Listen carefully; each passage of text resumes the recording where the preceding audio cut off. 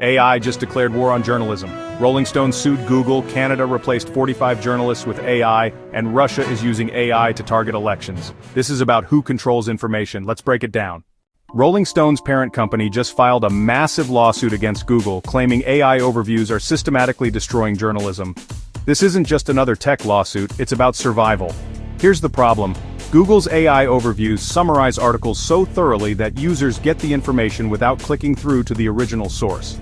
Penske Media, which owns Rolling Stone, Billboard, and Variety, says this cut their website traffic by up to 50% in some cases. The economics are brutal. If readers can get the key points from AI summaries, why visit the actual website? No visits means no ad revenue, and no ad revenue means no journalism funding. Penske argues Google abuses its search monopoly to force publishers into supporting AI features without compensation. Google counters with fair use claims, saying they benefit users with quick insights. Legal experts predict this could force tech giants to pay billions in licensing fees to media companies. The lawsuit seeks $300 million in damages plus an injunction to stop using their content. This case could either save journalism by ensuring fair compensation, or create a two-tier system where only large media companies can afford legal battles while smaller outlets get steamrolled. The future of journalism employment arrived in Canada, and it's brutal.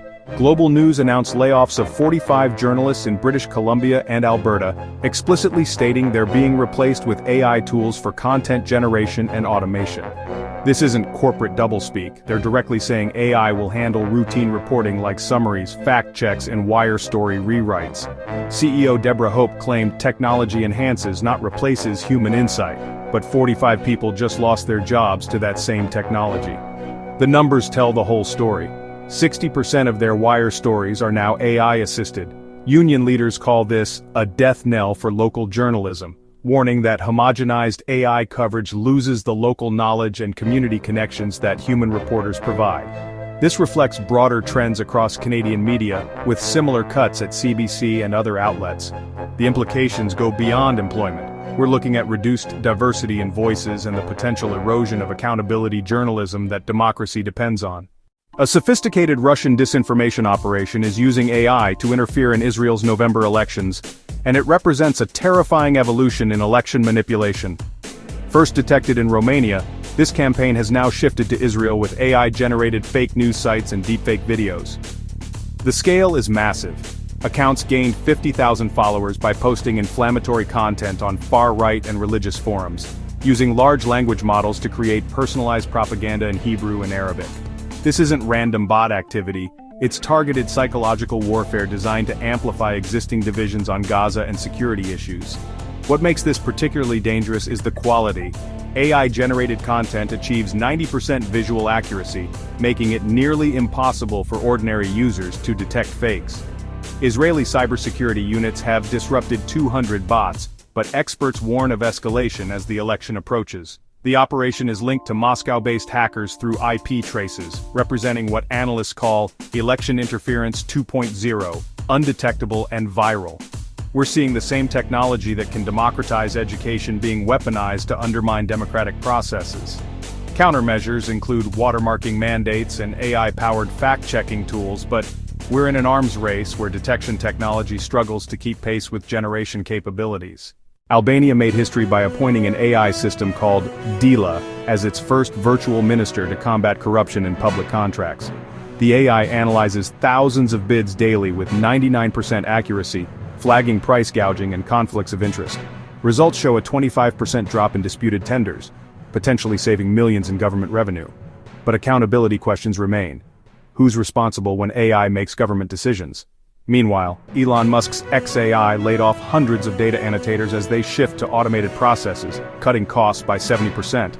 Musk tweeted, "AI will create more jobs than it destroys, but we must adapt fast," offering cold comfort to workers whose jobs training AI systems just vanished. OpenAI launched their GPT real-time API with sub-200 ms response times and support for 50-plus languages, potentially automating 40% of customer service roles. And Anthropic's Claude now creates and edits files directly in chat, turning it into a true workplace collaborator. What we're witnessing isn't just technological progress, it's the opening battle in a war over who controls information in the age of AI.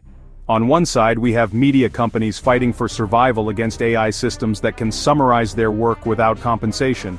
On the other, AI companies are pushing toward full automation while governments struggle to regulate technologies that can influence elections and replace human workers.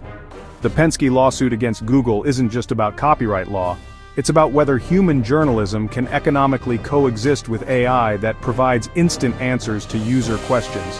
The layoffs at Global News aren't just cost-cutting measures, they're a preview of how AI will reshape every information-dependent industry. Meanwhile, we're seeing AI deployed in ways that directly impact democratic processes. Albania appointing AI to make government decisions, Russian operations using AI to spread election disinformation, and political coalitions fracturing over AI policy directions. The technical capabilities are advancing faster than our social, legal, and economic systems can adapt. OpenAI makes conversational AI mainstream just as we discover AI chatbots can spread dangerous misinformation. Countries appoint AI to government positions while laying off the human workers who train those systems. The next 6 months will determine whether we can build frameworks that harness AI's benefits while protecting the human institutions that civilization depends on. Independent journalism, democratic discourse, and meaningful employment. What's your perspective on this collision between AI advancement and human institutions? Are we witnessing necessary creative destruction or the breakdown of systems essential to democracy? Let me know in the comments and subscribe for AI analysis that connects the bigger picture.